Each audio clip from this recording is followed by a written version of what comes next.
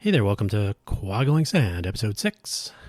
On this, the 19th of December, 2023, the year is nearly over. I'm your host, as always, Dan Hugo. We are today speaking about my two first mobile applications. Sorry for my voice right now, I'm fighting with it. Talking about my first two mobile applications, which I was developing in around 2006-ish. The RegularDB and the NookieMap. Let's talk about it. Before I do, though, I will point you to my Buy Me a Coffee link for two reasons. One, you can buy me a coffee. It will not help my voice. Apparently nothing will. No, I do know what helps my voice. It's something in the air. The congestion is due, my voice is due to congestion, which is due to my allergies, which is something in the air here in Vegas. So you can buy me a coffee, though. This is a tipping economy that we have here. I'm not really looking for sponsors, but hey, if you like what you hear, great. As well, I put all my project links, my media productions, various podcasts. There are 4 shows that I produce each week. More coming for 2024 as the post-pandemic reboot continues. So buymeacoffee.com/DanHugo, DanHugo. I have a Ko-fi page as well, ko-fi.com/DanHugo, DanHugo. There are 3 other links in the show notes. In the link section, there's an Edgewood Eats Facebook page from, I think it was last updated 2013, but I will be referring to that. If you're not familiar with the Internet Movie Database, which Amazon bought a long time ago, I will refer to that as well. And there's a link to a Wikipedia page for the HTC Dream, which was a mobile phone way back when. The first smartphone to be called an Android device, at that time called the T-Mobile G1, which I did own. It was the first of many Android devices which I've spent money on. It was my first time developing on the Android platform on that very device. So, speaking of devices, it was early days back then when mobile phones, they had weird web browsers. Web browsing on a device in your hand was kind of new. If you remember the Palm 7, it was the first PDA, personal digital assistant, that had actual built-in radio. They had their own kind of weird network thing. You could actually get data. You could, I don't know if they had a full-on web browser. I never owned a Palm 7. I know someone who did. He was showing it off one time, and I remember everybody was like, ooh, you can actually do stuff. Up until this point, everybody that had a Nokia, an Ericsson, some of the other random brands of phones out there, the feature phones, as we would call it today, the Razr from Motorola, the flip phone, the original. All of these were mostly text. You could send text messages. Remember those? You could sort of view the web on some devices, sort of.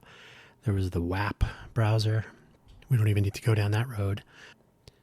Until the BlackBerry devices came out, and not even the early BlackBerry devices were just like everything else. You could, they had a keyboard on them, a proper keyboard.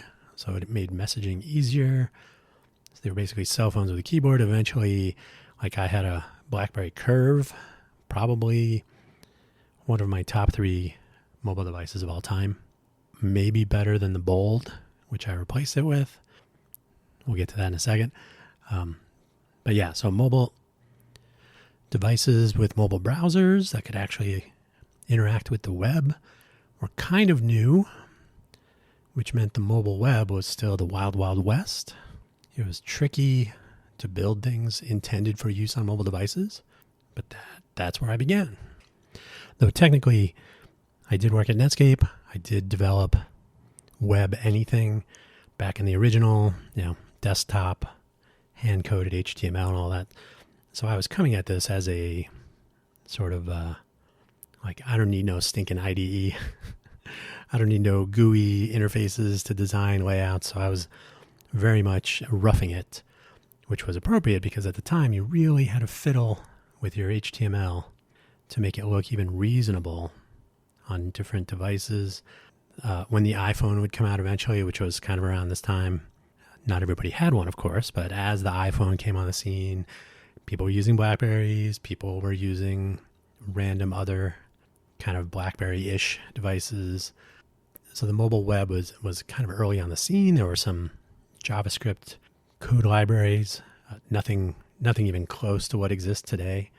I eventually went with jQuery Mobile, which you may laugh if you like, but at the time it was at least cross-platform and usable. So not fun, but it was at least usable. And then somewhere in there, I was working at Palm on the Pre and the Pixie, if you remember those days. Those devices were based on, it was a Java-based kind of application server that would serve HTML page applications, so single-page apps, as you would call them now. So you would basically write your application as a bunch of, HTML, JavaScript, and then you could call on platform services like by URLs and so on. So it was a very mobile web friendly platform. So that was also kind of interesting, although I never did Palm application development specifically, but I was interested in mobile app development, more web based, so mobile web apps, more so than trying to go native. Although my first Android app was native, I'll tell you what I learned. So first, RegularDB. I mentioned IMDb. The name is inspired by that. The functionality as well. So here's the story. I really have to apologize for my voice again. If at some point during this recording it improves, you'll probably hear a difference, but away we go. I used to hang out at a pub. It was right across the street from where I lived, in downtown Sunnyvale. I lived across the train tracks on the wrong side, as I like to say. So I would hang out there Wednesday nights. Normally Mary was working. Mary from Ireland. Mary was off on maternity leave. So Jillian, who normally worked there on other evenings, was filling in on Wednesdays. So she had no regulars that knew she worked on Wednesdays. And you really couldn't tell your regulars. Regulars are a big thing in the service industry. If you're a bartender or a barista or cutting hair, doing nails, all sorts of things where you have regular clients. It's important to maintain connections with them. At the time, Facebook was about all there was in this regard. So one night I was hanging out there in the lock-in at the end of the shift, probably midnight-ish, and a couple people were walking out, trying to trying to find the door. And I remember Jillian saying, "Oh, remember I work on Wednesdays, but also on Tuesday, and I also work at Molly's on," so trying to do a little networking on the way out. And I said, "Those people are not going to remember anything you just said to them." And she said, "Yeah, but I need more regulars to show up here on Wednesdays because all of Mary's regulars know that Mary is out, so they're not coming by as much." It wasn't dead, but it was still tricky to reach her regulars or to communicate the schedule changes. So I said, everybody that I know, service industry, etc., they either have their phone in a pocket or in an apron pocket. They have it on the back of the bar. Everybody has these devices. You don't want to share your personal life with Facebook. This was pre-Facebook pages. So you basically had to be Facebook friends with everybody. Nobody wants that. So I said, well, I have a BlackBerry Curve. And somewhere in there I had just gotten an Android device, but it wasn't, not yet. But I got my first Android, the G1, soon after. But around this time I had my BlackBerry and my laptop. So I said, I wonder if there's a way to connect bartender, anyone in the service industry, anybody who works in multiple locations with a variable schedule with their customers, existing regular customers or new customers, and how would you engage? How would you communicate with each other? Right. At the time, hyperlocal was a term. I don't think it ever really caught on the way it could have, or it did catch on, but not with a name. So hyperlocal was, if you're going to be somewhere, the advent of GPS-enabled mobile devices meant that you could say, oh, if you are here now, maybe you'd be interested in this or that. So my premise was how to connect the regulars when they are near or when they are not. And rather than charging service industry folks, my customer would be the service industry, but and this is sort of probably a learning experience, but I would approach their employers as the advertiser. So they would advertise to their local customers who might not otherwise be coming in to patronize the establishment. So that basically, in a nutshell, I was in the area. I looked at the RegularDB web application was kind of a new concept. So I checked it out, and I could see that my buddy Jillian was working. I didn't know she was working this evening. I'm gonna head over. So now you have to remember this is Silicon Valley. So the likelihood that would happen was higher than normal at the time. But as well, I did do some market research. In my sort of anecdotal surveying, up to 75% of phone calling at the time to any smaller restaurant, bar, etc. Who's working? So if you called and there was one bartender in a small little local pub, it's likely that the bartender would answer, say, hey, oh, you're working tonight? Okay. So the transactions were very brief, very simple. How do you communicate a schedule change? That was left to chance. How do you know if you're on vacation? You have to tell your regulars before you leave, things like this. So it was very, very human, and you can't have that now with all the technology at hand. So the concept was simple, and I told you about Jillian trying to connect with those regular, and I don't know if they were regulars, but people heading out end of the night on that Wednesday, trying to share her schedule. Hey, don't forget I'm at Molly's and this and that. So Molly's was a sister bar in Mountain View. Molly McGee's, Fibber McGee's, popular spots, owned by Irish people. So the feature set was fairly straightforward. You should be able to, as a bartender, have, or anyone, so we'll use bartenders as the prototypical use case. So bartender, customers at the bar, or in the establishment. Hey, when do you work? Oh, well, here. Bring up the profile page for the bartender. Has the profile picture of your choice. Those are pretty common nowadays. Profile picture, and right next to it, a QR code. Under it, name, date, like Jillian, Wednesday, date, Fibbers. Take a picture of this. Now, at the time, most mobile devices were not using QR code recognition built into the camera on the device. Most devices had cameras, though. So that was kind of a game changer, right? So you could take a picture of that. The QR code, if they could figure out how to deal with that, or if they had a QR code scanning application on their smartphone, great. But you would know, when did I take this picture? Who was the bartender? Where were we? Now I can remember where we were. Oh, maybe I left my credit card there too. So this was a way to establish a connection, no matter whether you remembered it or not.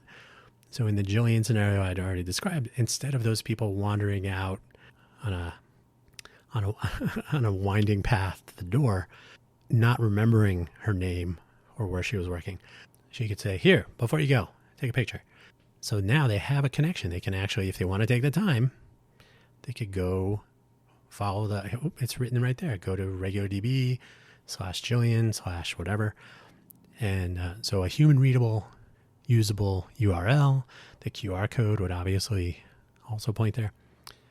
And then once you got there, you would see, oh, Jillian works at Fibbers on Tuesdays and Wednesdays. Works at Molly's on Thursday with the times.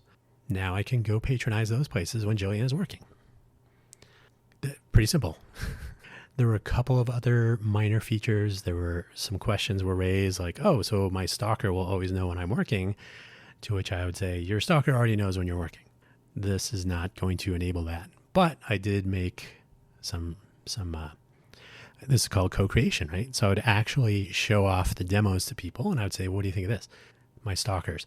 I said, okay, so you can mark your schedule as private unless you accept one of your followers. So you have to know that they're your regular.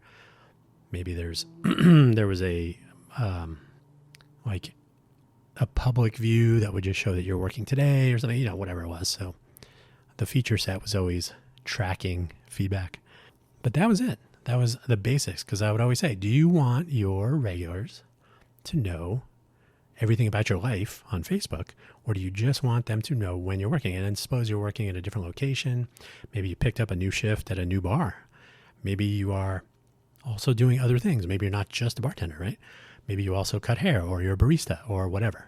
So it was a way to engage with mobile clients, mobile regulars, and the mobile service provider, the barista, the bartender, etc. So when you were on the move and your regulars were on the move, you might intersect at a particular location. And this is where the hyperlocal part comes in. So I spoke with, again, anecdotally, if I remember one person in particular, I said, where is a place you would go because of the bartender working at that moment? And he, without missing a beat, and we were in downtown Sunnyvale, he said, oh, there's this bartender at a place in Santa Cruz. Now, Santa Cruz driving from Sunnyvale was a bit of a hike. You wouldn't want to drive back if you went out there just for drinking. The road was a winding one, over the hill, as they used to say. He said, yeah, I would go there right now. But he wasn't in the area, and he didn't know if the bartender was working. So I said, so if you knew for a fact, you would go. He's like, yeah, totally. This is the cheers, right? You want to go where they know your name. So when I would have conversations with bar owners or business owners, they got it immediately. Oh, yes, of course. When you hire someone, you hope, sometimes you even ask, that they will bring their regulars. And that's the whole notion of, hey, I'm working here tonight. I used to see these Facebook posts at the time when Facebook was it. Like, hey, I'm working tonight. And everybody's liking and resharing and commenting and so on. So Facebook was the way to reach your regulars or their friends and so on. So this was a more direct connection.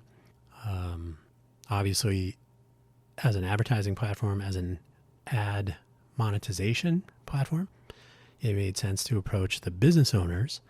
And I used to say, who wants to charge, single mom bartender paying the bills when her boss should be paying?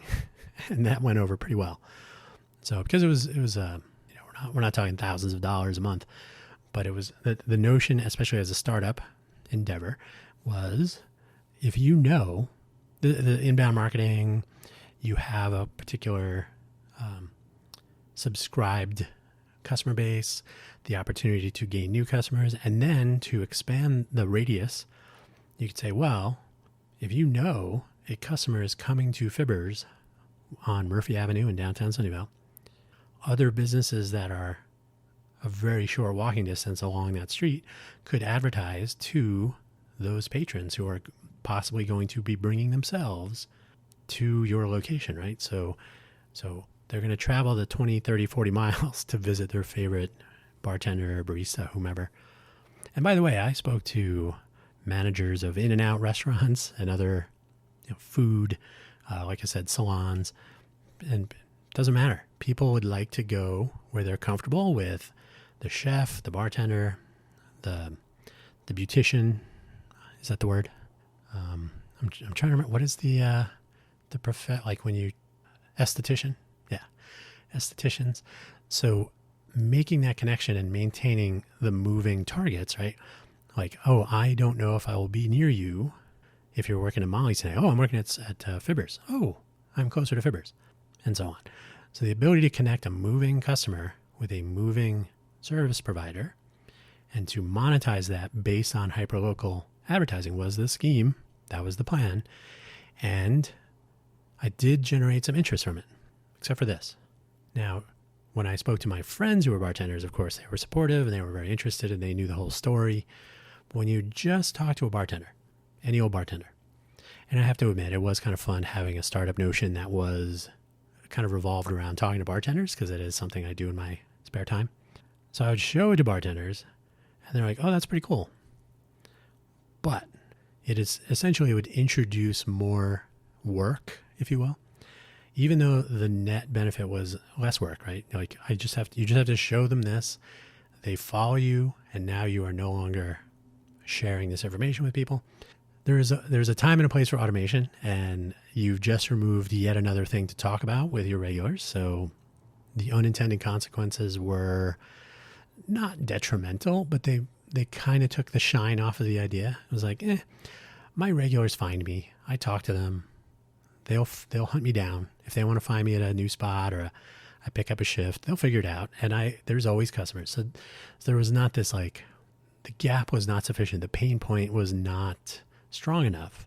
The fact that the hyperlocal advertising would pay for it was interesting, but it was unproven. So now there was going to be that uphill climb, totally normal. No surprise there. And so sort of at a crossroads, like, well, it's a totally good idea. Nobody thought it was a bad idea. It was just a question of, would I take advantage of it? Would it really benefit me? Like, it wouldn't be doing damage and it wouldn't be a complete waste of time, but what is the real value proposition for the general customer? So again, like I said, the people I knew and who understood the development of the idea and where it started and how it got where it was and all that, they weren't going, aha, for the first time they were hearing it. They've been watching it evolve. So the question was, could I encapsulate that into a pitch of some sort? But then something happened, something life-changing. So I used to work at this time I was working at Palm, and I'm sorry, I was working at Jawbone at the time. Soon after Jawbone, I would work at Palm. So I was working at Jawbone, which was a quarter mile away, so same general area, and we were going to have some dinner, and it was a small company, right? So you could see everybody in the same room. I went to the credit union at some point. The teller, who I didn't really know, but I was a regular, so I'd see her frequently. And she said, "Hey, have you ever been to a food truck event? Do you know anything about food trucks?" And for those of you who know me, there was a time when the answer to that question was no. Like, I'm from New Jersey. We had certainly encountered mobile food vendors on the street food vendors. So not a completely foreign notion, but I really wasn't paying attention to the food truck marketplace at the time. So she said, "Oh, my friends just started a food truck. It's called Big Shrimpin', 2 G's. And they're going to be at this event that's in Palo Alto. It's called Edgewood Eats." So I've put a link to the old Edgewood Eats Facebook page. Edgewood Eats Facebook page, check it out. I was like, oh, interesting. So when I was at work, I said, "Hey, I'm going to go check out this food truck event. Does anybody want anything?" And they're like, "What do they have?" And I said, "I have no idea." So I went. I can't remember if I brought someone. Did I bring, maybe I just went by myself the first time. I went, checked it out. I was like, oh, this is pretty cool. Had a couple of small items, a couple of trucks. I want to say it was like 10 food trucks. So it was a pretty good event, pretty good size. More than 5, fewer than a dozen. I was like, really, this is really interesting. So I went back to work. So I don't know if you heard that. It was a good one. So I went back to work and I said, yeah, it was pretty cool. It's every week. I believe it was every week. Edgewood Eats, they have different food trucks every time. So I know at some point that I brought coworkers, like, oh, you want to go grab something? We'll go over there real quick and come back. So we went to Edgewood Eats, saw some food trucks. I got to know a couple of the owners. Some of them are still operating food trucks today. Some of them are not. The Bay Area has a very strong mobile vending marketplace with some politics and whatnot, which is a discussion for another day. But the take home, and I think the first owner I spoke to there was Kevin Wu on mobile, a little play on words there, mobile, but also M-O-B-O-W-L, mode apostrophe bowl. So mobile, they were pretty cool. Kevin was a nice guy. And I said, I have a question. What happened? Like, how do people find you? The Facebook page doesn't really say who's going to be here. And he's like, well, yeah, because, people cancel sometimes or whatever. So the food truck owners know, but they're not really in control of the page. So then you could follow them on Twitter. So it's very much a hodgepodge of tools and whatnot. And I said, interesting. So I pondered. I said, so I've been thinking about bartenders, service industry folks. These are employees of companies. And I would like to convince their employers and local businesses nearby to monetize through advertisement this platform that will connect the service industry people who have varying schedules, work at different places at different times, with their customers who are on the move, who may be in different places at different times, so that they might meet up. So I said, if I replace bartender and food truck owner with bartender with food truck owner, this is the same exact challenge, but this time people are trying to find the business owner, not the employee. So now there's a one-to-one connection. I own this business and I want people to find it. So it's not, I own this business, it's always in the same place and I hope people come here because of the bartender, which is totally valid also. But as far as developing a novel idea for customer engagement, it's like, now the hyperlocal part is moving and so are the customers. So that was an interesting revelation I had. And at the time, being Silicon Valley, every single person under the sun who was the least bit interested in food trucks was coming up with Twitter scrapers. There was roaming hunger and food trucks in. They did an okay job, but once you were scraping Twitter or trying to find events and aggregating them yourself, you weren't tracking the owner. You were tracking the posts. The posts might be out of date. They may misread them. There was a host of problems, which we can get into some other time. But essentially, the notion was this.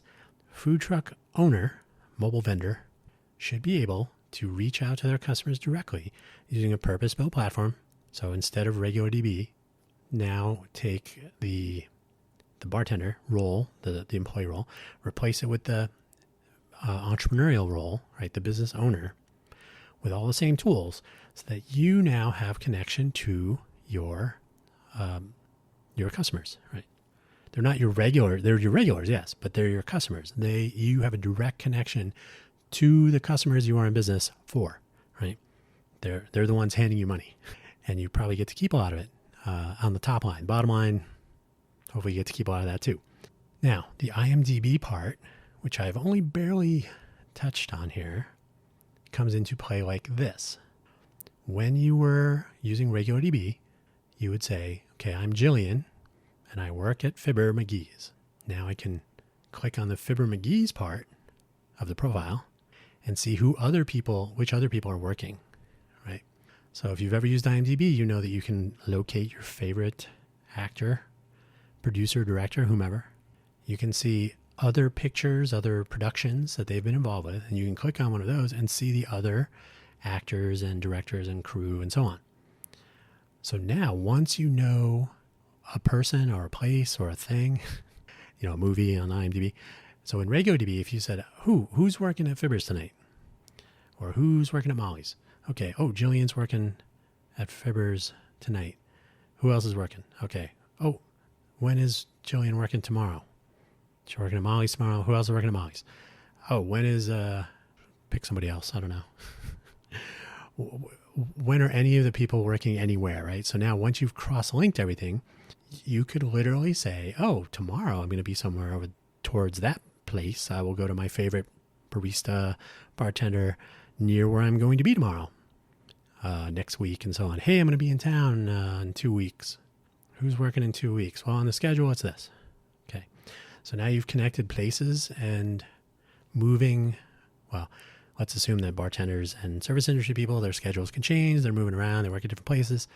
So you've taken the moving component of the business side and the moving customer side, and you're connecting them in such a way as you can actually figure out not only today, but into the future. Where might I be crossing paths with someone I want to do business with? Now apply that to food trucks. You're going to be at this event, Edgewood Eats, every week. And invariably the answer was, it depends on the rotation. So as more and more food trucks started appearing there, some of the food trucks that were on a weekly rotation went to a bi-weekly rotation, but there was no announcement of that. And I remember this in particular. I was texting or communicating in some way with Kevin on the mobile truck. I said, hey, you guys aren't here this week. He said, yeah, the rotation is now bi-weekly. And I said, well, that's kind of a bummer. That's a disappointment for people who were going to come here to see you. And he said some seminal words. He said, am I supposed to announce that I'm not going to be someplace? And on the surface, that is a sort of comical and somewhat glib. Of course, I could spend all day sending people messages about where I'm not going to be. But this variation on that is anyone who thought you were going to be here and who is going to come here because you are going to be here should be somehow able to find out. You don't necessarily have to contact them directly, although you could. But they should be able to say, oh, the reason I'm going to that business or that event is because one of my favorite businesses is going to be there. I'm going to go patronize them. There's an unintended consequence by notifying people that their favorite businesses won't be there. Sometimes people will say, oh, well, if Kevin's and Mobile are not going to be at Edgewood, I'm not going to go this week. So there's a short-term thinking that says we want them to show up because they'll just find new businesses, which is totally true. So that's a benefit for the newcomers, the upstart food truck owners. Of course, you want to be exposed to people who like food trucks. However, the long view is that maintaining connections that are honest and useful with your customers will ultimately bring them to you and to your peers, your colleagues, to the marketplace more often because their expectations are met. They find what they're looking for. They can still be exposed to new businesses, but on terms that are more honest and transparent. So what you will find, though, the same thinking as, oh, food trucks are stealing my customers from brick and mortar places. We don't want to tell them who's going to be there because they might not come or something. That's short-term thinking. It's not honoring your customer. So that was one of the things that I didn't really have to learn myself, but you can actually observe it in practice. That communicating with your customers when they're your regulars is important. They will feel like they're a part of the process if you do so. They will be supportive. They will come to events to experience new businesses. And if you, as a business owner, can elevate the entire marketplace, the Bay Area, where we were, has a big giant bay in the middle of it. So sometimes if your customers are on the bay, on the East Bay side, and you're at an event, Edgewood Eats was on the West Bay, on the west side, on the peninsula. So that customer in the East Bay may not be able to come and see you. But communicate, they may go to an event, a food truck mafia event in the East Bay, in Fremont or something. Now they like your food truck and other food trucks. And guess what? Whenever you're near them or whenever they're near you or whenever there's an opportunity to cross paths, they probably will. But because, and this is if you've ever seen Miracle on 34th Street, this is the Macy's Bloomingdale's scenario. But if you can say, hey, we're not going to be where you are this evening, but you could check out our friends. Now you've just increased the satisfaction potential of people who like the services you offer as a mobile food vendor, or mobile vendor in general. They have a better time. You've increased the likelihood that they're going to participate in your marketplace in different places. You've helped out a newcomer. That's good karma to marketplace. So everybody wins. The likelihood that they'll bring a friend next time or that they'll point, hey, that one food truck, they're pretty cool. They have good stuff. And the other food trucks that they hang out with and the events that they're at, they pointed me towards another, the referral market. If you can make customers happy, you're doing okay. And this became very apparent also with Twitter back in the day. If you look up tweets from like 2012, 2008 in the Bay Area, but in other places too, Chicago and other, Austin even, certainly LA, the notion of, hey, we're going to be at a food truck event with 10 other food trucks, and then including all of those other food trucks in the tweet, you have now taken up the entire body of your 140 characters with Twitter handles, and that's it. But you've now reached out to their customers with your link. You've cross-promoted each other. You've got a little bit more reach. There's a likelihood that people will be retweeting, and all you had to do was have a link to the event if there was an HTML page somewhere with a little bit of information, or maybe just an address and hope that it got fit into the tweet properly. So if you could reach people on a consistently correct and broadly distributable basis with Twitter tools, you were doing okay.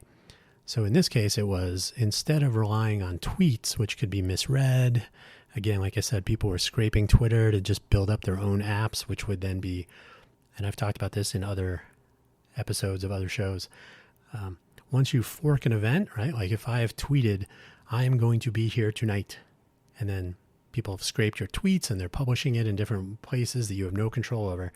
And then you say, oh, I had to cancel.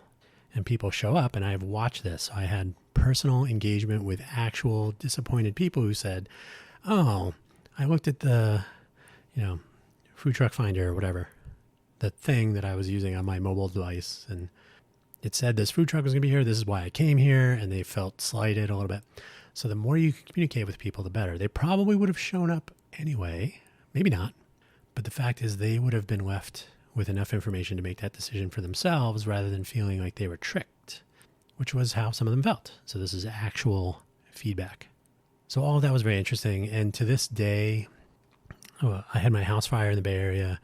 I moved to Las Vegas. I was working for Intel, traveling the world. So I've never really had the time to spend on rolling out a proper version of my mobile vendor version of the RegularDB. It's gone through various generations of rewrites and ponderings. It's always been sort of a passion project. But the bottom line is, it's still completely applicable today to not only mobile vending, but to anything where people and, 2 or 3 sided marketplaces include a location that changes, right?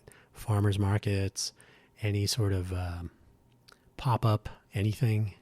Still works for brick and mortar. So, even if you are a comedian or a barista or esthetician, maybe you work at any of the fine establishments near Rolling Smoke here in Vegas. The really good coffee shops, as one young lady described it. So if you're in any of these businesses where your schedule can change and your regular or favorite customers or even new customers could discover you from another location at a different place and so on. So the food truck model is the most obvious because they quite literally move around. There's really no fixed location for the majority of mobile vendors. I'm talking to you in Oregon where they have food truck pods where the food trucks don't move. That's not really the same. But for the most part, food trucks still an interesting marketplace. So still on my list. Obviously mobile first, to be sure. Now, the other thing I learned around the same time, and this was after I was working at Palm. During my interview at Palm, I used my Android G1, T-Mobile G1 Android device during the interview to point out some of the shortcomings of it, some of the weaknesses I had found in trying to use it. I was using my BlackBerry Curve. Eventually I got a Bold when the trackball broke. The Curve had a little tiny trackball. Totally usable. No need for a touchscreen. BlackBerry. Anyway, I eventually got a Bold, which had a little touchpad on it instead of a little teeny tiny, like the quarter of the size of a key on your keyboard, little touchscreen. Later, BlackBerry would make the entire keyboard a touch-sensitive input. Totally cool. I digress. So after I left Palm, and I was still using my BlackBerry at Palm, they're like, why aren't you using the Palm Pre as your main device? I said, this made me popular. I said, I need a device that works. Now, to be serious, if you are actively developing something, it's going to have periods of time when it does not work. And it's frankly foolish to rely on a device that you know will not work sometimes. We're surrounded by those today. But at the time, I had my BlackBerry on me 24/7, always in use.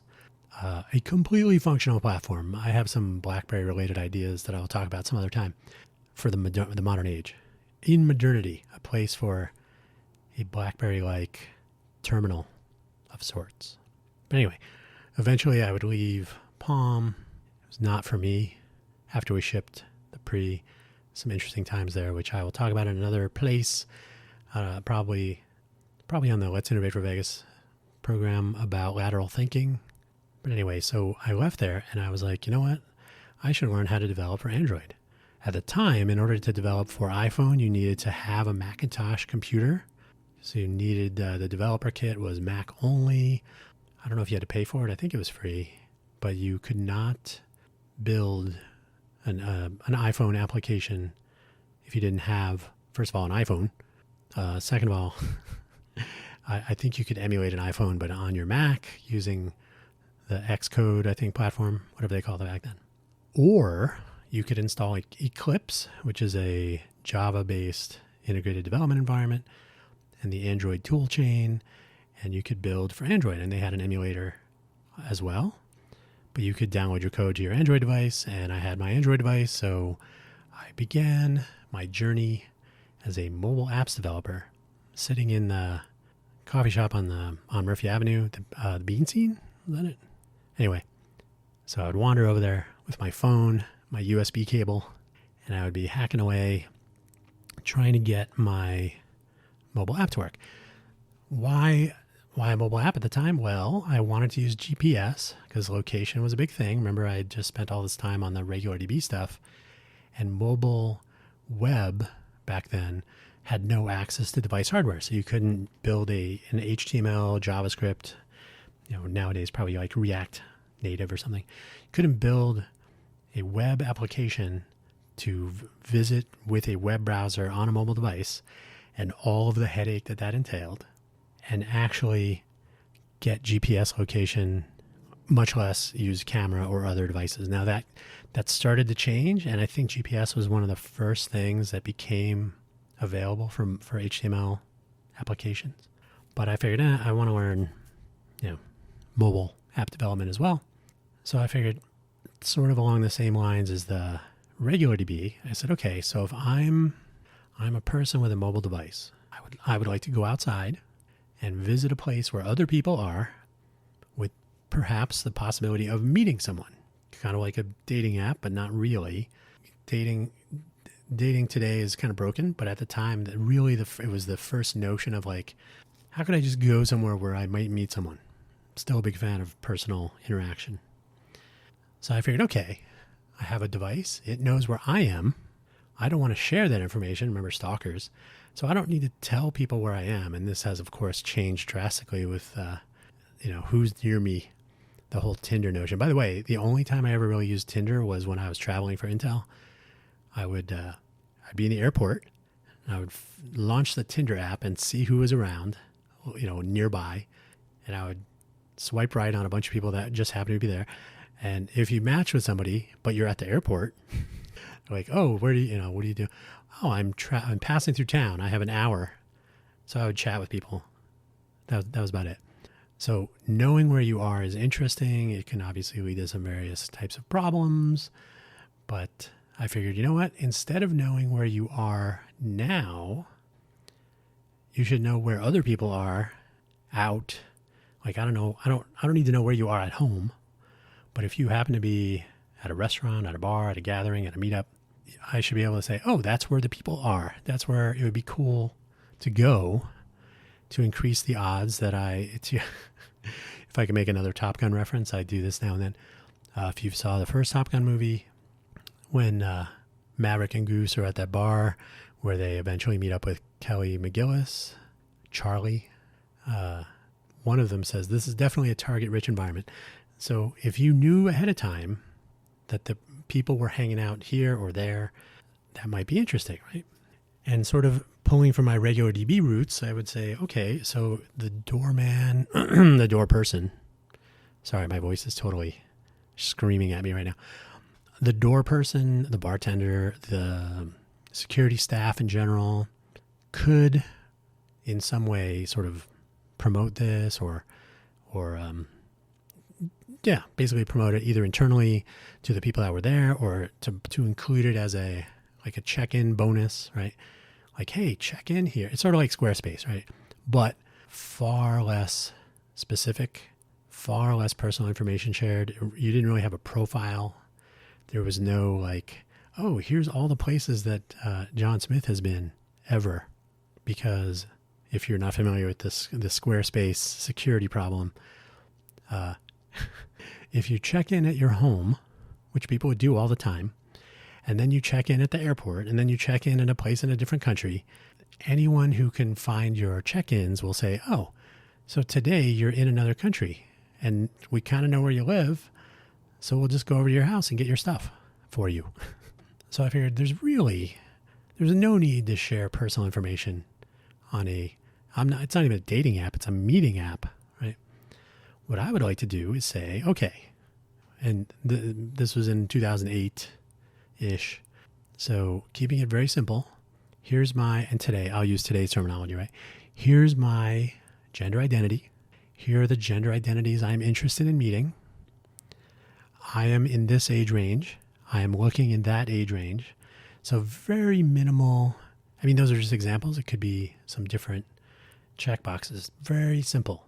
If at all possible, no actual text entry, because why bother, right?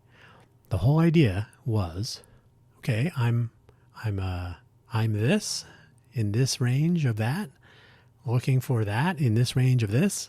According to the NookieMap, I should go to one of these 5 places. And that was it. That was the entire approach, which was to encourage people to go to places where they're likely to run into, cross paths with. Did I even say that right? Pardon me. To enable people to figure out where to go with some sort of slightly improved chances of meeting someone that they might be interested in and who that person might be interested in on their part. That was it. So no algorithms, no game playing, no catfishing, not even profile pictures, right? I'm not going to meet a person. I'm going to a place where I know people are, anonymized, right? Very simplified, statistical information, not specific information, and see what happens. That's it. Totally easy. So that was my first actual mobile application. And to be honest, I would write that today as a web application. I would keep it just as simple. It would be completely 100% about interacting with human beings and trying to slightly move the odds in your favor, possibly in their favor, by quite literally. And, let's be honest, there's a reason there are things like ladies' nights, which are dumb, but they work. Why there are bars that cater to different genders, different sexualities. There are bars that cater to different music styles, country bars, biker bars. There are places that try to skew the odds for you ahead of time. So it's not like a novel notion. What this does, though, is connect you with a time and a place, or a time window, an interval of time, with a place where there are possibly more people with whom you might strike up conversations and see what happens. That's it. Remove the catfishing, remove the algorithms, remove the game playing, remove the 80-20 marketplace silliness, right? Go meet people. Don't judge them ahead of time. Don't slant market dynamics to totally break human engagement. So that was it. Keep it simple. Keep it secret. Keep it safe, I guess. So that was it. That was NookieMap. NookieMap inspired significantly by what I learned about people and engaging in public places through RegularDB, my food truck platform, which I quite literally, I used to have 5 different domain names for it. There was like a hub for the application itself, and then there was food trucks, fair trucks, food tents, fair tents. So it was covering all mobile vendor bases to cater to mobile vendors who sell products instead of food, or tent vendors who are typically at farmers markets and so on. Too much brand confusion and whatnot. So I have just the central platform. I just canceled 3 of the domains instead of renewing them. The renew, like, oh, I have an idea, I'll buy a domain. And then 20 years later, you're like, oh, I still have that domain. $1,000 later. By the way, back in the day, it was $75 to register a domain. Think about that. So that's the history of my mobile app development starting. the way I introduce myself. And again, like I said, today I would avoid native applications. I should be able to use NookieMap on my desktop computer. There's no need for it to be a mobile application. Same with food trucks or any sort of mobile vendor tools. I had added some booking tools. That was the core business side of it. Customer engagement was one side of the coin, and event booking was the other. Not event booking like event management, but let me book the mobile vendors for my farmer's market or my food truck event, my first Friday. And so there was a built-in like, okay, I've booked 100 food trucks for this big gala event. And instead of promoting it as and food trucks and hope for the best, I always used to tell people, sometimes people come for the music and they stay for the food trucks. Sometimes they come for the food trucks and they stay for the music at a, musical event or a First Friday or something. So the ability to be transparent with your customers, again, that's another theme, and say here who is going to be here, especially if you as a food truck owner are paying to be in an event and they expect you to do their advertising for them. Like, wow, that's quite a deal. And as an owners association co-founder and director, I always found that to be troublesome. That's a discussion for another time. But that was my foray. Still a software architect, still a software developer, and you, if you are listening to this, will see a return of some of these notions in some of the things I'm working on now. The mobile food, but mobile vendor platform is something I'm still very much interested in. This, 12 years later. And it's mostly been because people have written very awful food truck apps. Roaming Hunger was always awful. Food Trucks In is okay. There's a food truck finder that is calendar based that I believe they use in Chicago, which is pretty good. There have been all manner of scraping apps and tools that do not cooperate with the owners. So my approach is based on tremendous amounts of interaction and feet on the ground, working in food trucks, organizing events, and so on. So I still like my approach. I'm still interested in deploying it to see if it would work. I've changed the business model many times. I've changed the software architecture many times. Today, I would write a HTML straight, simple, super simple, web-friendly, accessible, localizable tool that could be used anywhere. None of this like install the app. I don't have any desire to force people to do that. You're just putting in another barrier between a customer and a food truck owner. I always tell people, I don't want you to come to my website. I want you to go eat the food on the food truck. So same thinking with NookieMap. I'm not really interested in collecting this is maybe a failing of my business model. Call me an engineer. I'm not really interested in who you are or your demographics or your income, whatever. Go meet people in person. And if you patronize an establishment and they want to advertise, like, hey, it's open mic night. Hey, we have a comedy, we have a musician, we have a band, we have drink specials, we have other, so connect. And you could argue that Meetup and Eventbrite do this crap, but not a fan of those. So make it a little bit less detailed. I don't want to know. I don't need to share my name and my picture and my life goals and my event participation history with anyone as they do on Meetup and some other sites. I'm a human. I'm going to be at this place. I'm here now. Other people might go too. I don't need to be connected to you on Facebook. I don't need to follow you on Twitter or X. I don't need to see your Snapchat or your TikTok or whatever. I'm going to go to a place, whether that place is a food truck or an event with food trucks or a brick and mortar club, bar, restaurant, coffee shop. Doesn't matter. By the way, the Nookie part, it could just be things like co-working, ideation, sharing of stories. Could be a slam poetry event where you want to, could be anything. So dynamic, but anonymized or not so focused on personal information sharing. That kind of a platform totally has a place today. And so it's still on the agenda, and it may see the light of day yet. So to wrap up, I did indeed not launch either of these as real shipping products, mostly because those were never like my startup focus. They were more of a passion project / side gig. But today, here in Vegas, there's a platform in development as part of the Innovate for Vegas Foundation, into which these sorts of things would fit, not as Innovate for Vegas projects, but into the platform that we will eventually roll out. So some interesting ideas will come of that. The timing was wrong. Certainly for RegularDB and that whole ilk, developing a straight web page, HTML web pages in that time frame was a super uphill climb. Native app development was wild, wild west still.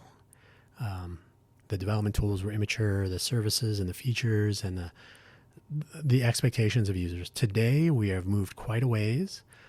Developing mobile-first web platforms that still work on your computer and other devices is the norm. So the expectations have been adjusted significantly. The capabilities and the tools available to make those capabilities a reality substantially improved. The embarrassment of riches before us is almost difficult to describe. So the both of these ideas are still in play, and they have moved from the archives somewhere at the back of my brain, or in the visual cortex, yes, to the front burner, the prefrontal cortex, where I can make the right decision for the right reasons, I believe is the saying. So that's where things will stay for the moment. Thank you for listening, as always. Check out the links. The T-Mobile G1 is probably the only one. If you're not familiar with IMDb, you can check that out. The whole notion of cross-connecting, and by the way, cross-connecting into the past, this is something you don't find with most food truck tools today. If you use the awful, which I do not endorse, where's the food truck platform, good luck. You have no idea what's happening tomorrow or yesterday on that platform. So part of the notion that was inspired somewhat by IMDb, but also inspired by actual, and this is a testament to co-creation. You would actually talk to people, and one of my tests was always this. I would walk up behind someone. That sounds bad right away. So they're getting their food from a food truck, and they would turn around, food in hand, like holding the stuff. I'd say, hey, do you know the name of this food truck? And they're like, no. Now, I actually had this conversation I can't even tell you how many times. I went to this food truck event. There was a really great food truck there. Couldn't tell you what it's called. And I'm like, was it pink? Yeah, I think it was pink. So at the time, I would probably have a guess or two of who they may have been talking about. But if you can look back in time and say, okay, I was at this event 2 weeks ago. Here was the list of food trucks over there. Oh, it was this one. Where are they going to be tomorrow? So the IMDb cross-connection notion, right? What movie were they in 2 weeks ago or 2 years ago? What movies are they going to be in this year? Right? I want to patronize that business. They're not in the same place. They're not right where I left them last time. And that was my tagline. Sometimes your favorite spot isn't right where you left it. So yeah, there was a great food truck. It was right here yesterday. I don't know where it is. I don't even know the name. I wish I did. So it was answering simple questions like that in a way that totally works, which benefits my customer. It connects my customer with my monetization, right? Rather than relying on advertising, you, my customer, are my advertiser. So I think the business model made more sense. The functionality was better targeted at actual gaps that could be fixed and closed. So, and then NookieMap is still more of a fun thing. But that will fit into, you could totally integrate NookieMap into like, hey, let's meet up at a food truck event, etc. So yeah, I think 2024 will be the return to innocence, if you're an Enigma fan. No, a return to some experimentation and making the most of what I hope will be a move away from consolidated social networking and a little bit more novel uses of our pocket computers and the awfulness of AI. Blah. So we'll see what happens. So yeah, check it out. And do remember my Buy Me a Coffee page has links to my today 4 weekly audio programs. All of them probably have the same sort of broken voice going on, so I apologize for that again. But Quaggling Sand, FFS Talk, what works, what doesn't, what can we do about it? Innovate for Vegas Foundation has Let's Innovate for Vegas. That's about local innovation. And Cafe Genius has the Impresarios show, which has not had a guest in a long time. Impresario being somebody entrepreneurial, and Cafe Genius is about our entrepreneurial innovation ecosystem. So a little bit more about economics, but also practicalities about innovation culture and so on. So something for everyone. So give it a visit. You may or may not be inclined to buy me a coffee. If you like, the money does go for coffee. The last time somebody gave me money about 2 weeks ago, I put it towards some Lavazza coffee beans. So there you go. Thank you for listening.